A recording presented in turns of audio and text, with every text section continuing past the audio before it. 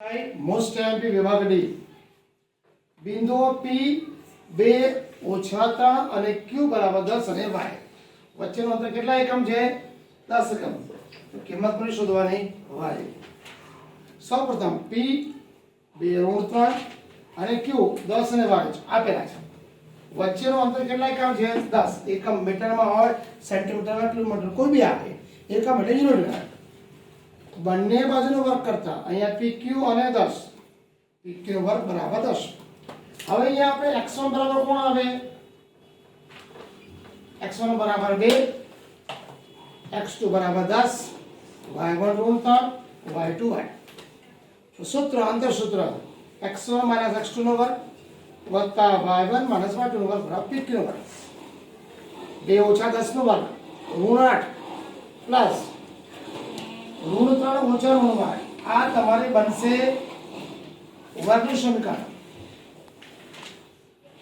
પ્રથમ પદમાં ઋણ 3 નો વર્ગ ઓછા 2 ગુણ્યા પ્રથમ પદ ગુણ્યા અંત પદ ઋણ 2 ગુણ્યા ઋણ 3 પ્લસ y નો વર્ગ સમક્ષો ઋણનો સંખ્યા કેટલો વર્ગ આવે 64 ઋણનો વર્ગ હંમેશા ધન થાય 3 નો વર્ગ 9 અહીંયા 3 કેવા છે અહીંયા ઋણ છે ઋણનો વર્ગ ધન 9 ઋણ ધન 6y વત્તા y 64 અને 9 બંનેનો સરવાળો કરતા કેટલા મળશે 73 તો પદ તમારે ગોઠવવું પડે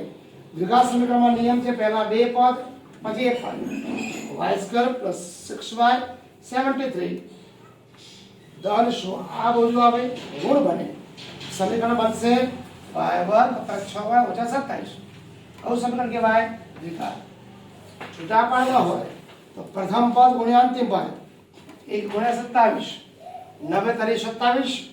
મધ્યમ પદ 6 લાવવાનું એટલે પ્લસ 9y ઓછા 3y પ્લસ 6y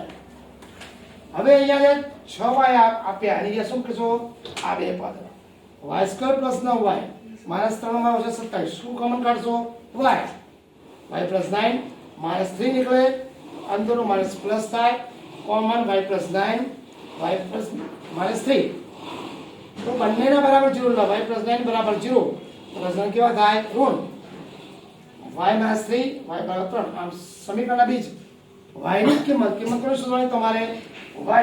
y ની બે કિંમત મળે એક ઋણ અને ધન બરાબર ઇટ ઇઝ વેરી ઇમ્પોર્ટન્ટ